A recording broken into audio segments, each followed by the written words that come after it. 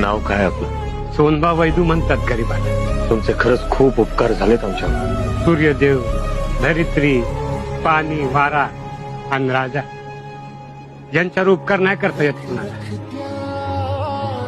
पण आम्ही राजे नाही, आम्ही रयतेचे सेवक. अरे तू झिजलास म्हणून आम्ही पालाव.